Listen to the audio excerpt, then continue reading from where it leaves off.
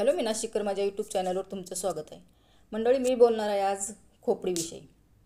खोपडीने जो काय आईच्या आजारपणाचा जो काय बाजार मांडलेला आहे, एक 8-10 दिवस झाले तेव्हापासून, कॅमेरा चालू करायचा आणि रडगाणं चालू करायचं. निगेटिव्ह काहीतरी थंबनेल टायटल टाकायचे, रडताना फोटो घेऊन तिथं थंबनेलला जोडायचे. असा जो काय बाजार चालू आहे एक 8-4 दिवसापासून, ते मला कुठेतरी काहीतरी खटकतंय.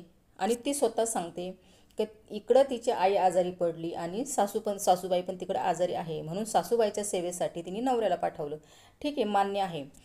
पण तू एक अशी बाई आहे की प्रत्येक गोष्टीचा बाजार तू 1 महिना 8 दिवस आधी त्याचा कंटेंट म्हणून त्याचा बाजार तू मांडत असते.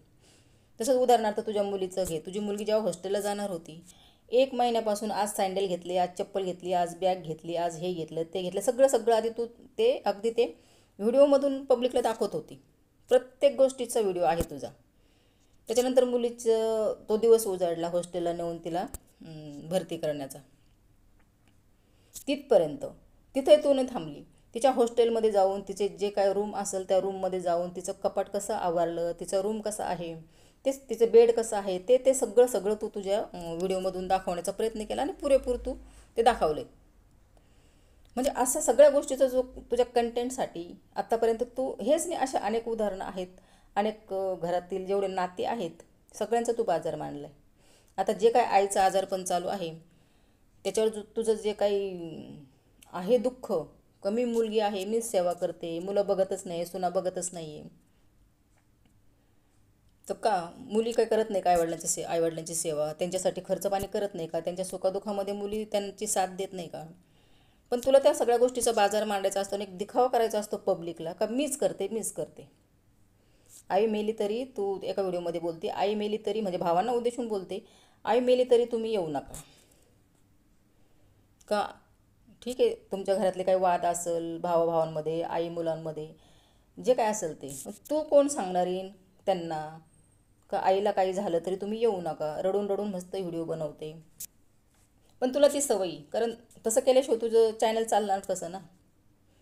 तर मला ह्या तिच्या एवढ्या 8-4 दिवसाच्या प्रवासामध्ये एक गोष्ट प्रामुख्याने खटकते मंडळी, का ही बाई प्रत्येक गोष्टीचं कंटेंट करणारी, प्रत्येक गोष्टीचं बाजार मांडणारी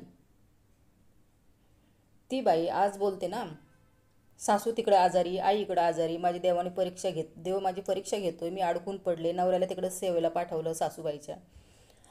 तर आम्हाला तर एवढं माहिती आहे की तुझ्या नवऱ्याकडे पण चांगला अँड्रॉईड फोन आहे.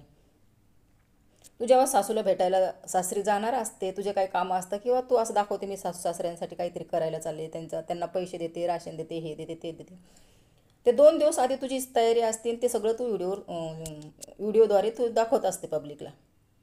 मग ह्या टायमाला असं कोणतं आभाळ कोसळलं, एवढी सासू तिकडं आजारी, सलाईनवर सलाईन चालू आहे, मग नवऱ्याकडून एखादी क्लिप घेऊ सासूबाईला कुठेतरी ॲडमिट केलं आहे किंवा कुठे सलाईन लावली, सासू किती आजारी, नवरा किती सेवा करतोय, हे तू दाखवू शकतेस ना. नवऱ्याला 1-2 क्लिप शूट करून तू मागू शकते आणि दाखवू शकते. त्याचा का वापर नाही केला? त्याचा का कंटेंट म्हणून बाजाराने मांडला? बरोबर ना? सगळ्या गोष्टीचं तू प्रदर्शन मांडणारी बाई इथं कशी चुकली तू? मला हे कुठेतरी खटकतंय. आणि कारण मी तिचे सगळे व्हिडिओ बघते, मान्य आहे तिची आई आजारी आहे, हो खरंच आहे आजारी, आपण ते नाकारू शकत नाही, कारण साथीचे आजार असतात ह्या दिवसामध्ये, त्याची लागण असं काहीतरी झालेलं आहे. त्यात तू हे पण दाखवलं, तुझा मुलगा, तू तिथं आईजवळ थांबते, तुझा मुलगा पण तुझ्या संगती असतो, तर तो मुलगा एकतर नाजूक आहे, त्या मुलाला तू सांगते अचानक रात्री 12 वाजता त्याच्या अंगाला हात लावला तेव्हा तुला जाणवलं की त्याला खूप ताप आहे.